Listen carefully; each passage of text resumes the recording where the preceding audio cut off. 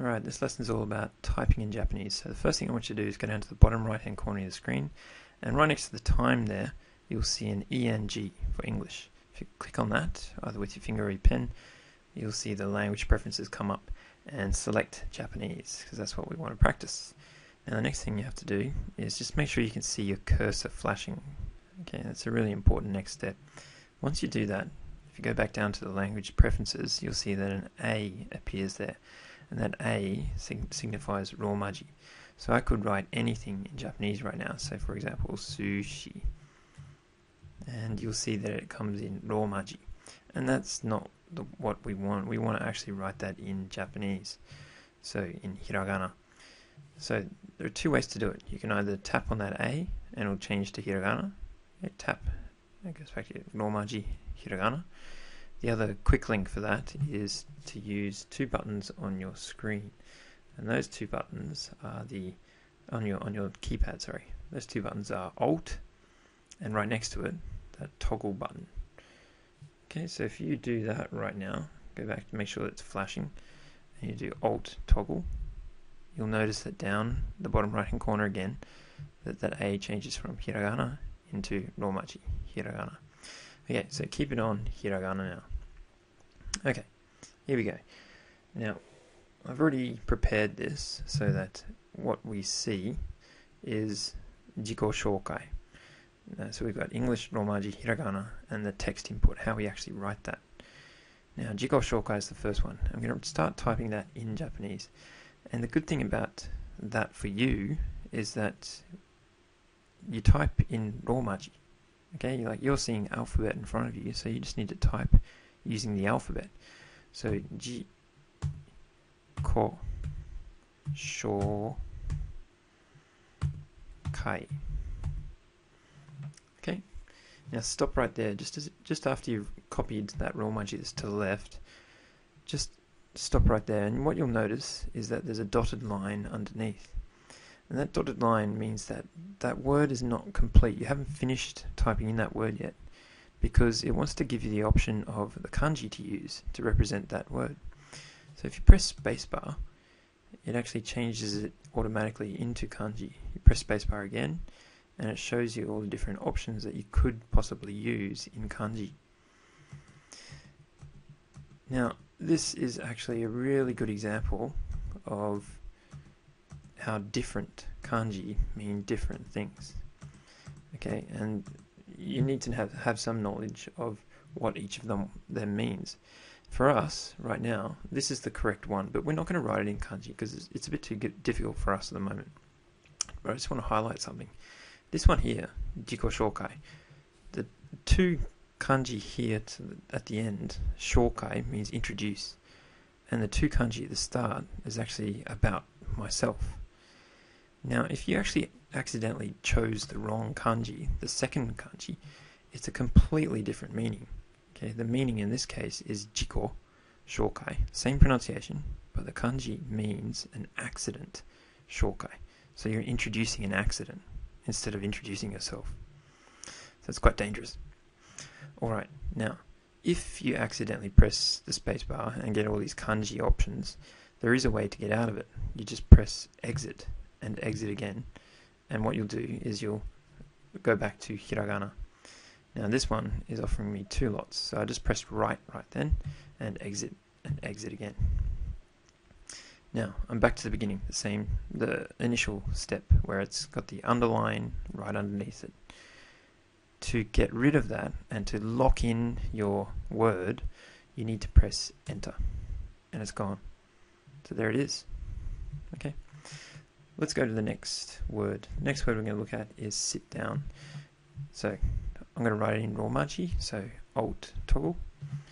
And the word for sit down is suwatte. We're going to use it in terms of the instruction, suwatte. Okay, so next. Sorry for that formatting thing just then.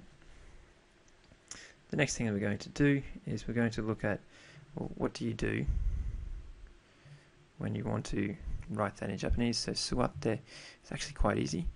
Alt toggle, su wa. Now it's exactly the same as the Romaji. Double T E, and there it is. Suatte, enter, lock it in. Alright, now here's one that's a little bit more difficult, and that is hello. Now we'll know already, so old toko, go to Romaji, that hello in Japanese is konnichiwa. Konnichiwa. Konnichiwa. I'm going to skip right down to text input just to show you that this is actually what you would type in. Konnichiwa.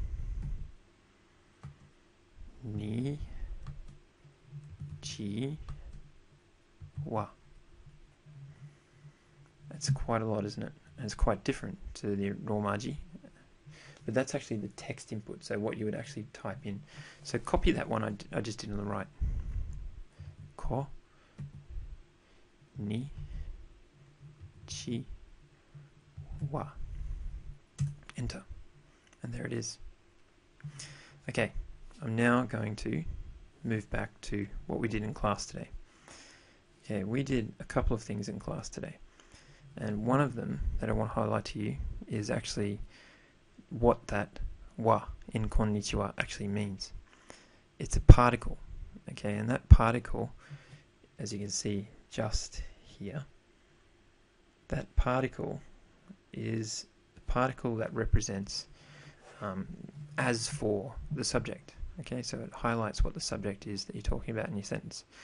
So I've translated this, what is your name, onamae wa, and the longer version is onamae wa nan desu ka, and I've reminded you that nan, you would use a double N to make the N sound, and the o at the start of onamae is the honorific o, okay, and that's when you would only use that if you're asking a question to someone else.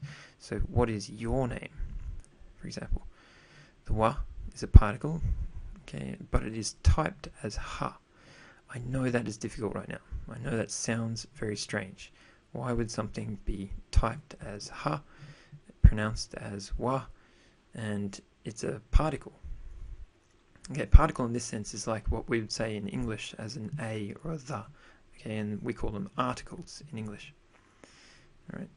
Now if we move down to the next, the font color, and that is the ka at the end of the sentence. Okay, and that ka is also a particle, and it represents a question mark. Okay, and it's only used at the end of a sentence. Okay, if it's used anywhere else in the sentence, it's going to probably either be part of a word or it has a different meaning, a different function. Okay, but if you see it at the end of the sentence before the full stop, it's most likely going to be a question mark. Okay, all right. Just over here now, I'll change color to blue pen. Now, over here, we're looking at my name is, and the formal way of doing that is watashi no namae wa Steven desu. Okay, and the watashi actually makes it more formal. It means I, and it's used for males and females. However, when men use it, it's usually in a slightly more formal situation. Okay, a less formal version for me, a male, would be boku no namae wa Steven desu. Okay, so that boku is only used by males. And the most common question I got today from the students was, well, what do girls use? And the girls have a different one, a less formal, sort of cutesy one, and that's atashi. Okay, it's like watashi, but no W sound. So atashi. Alright, and that's a very sort of casual sort of one they would use amongst friends, etc.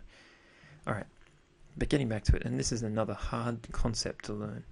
And we're looking at this particle no that's in between the watashi and in between the thing you're talking about, the name, namae. So what does that not mean?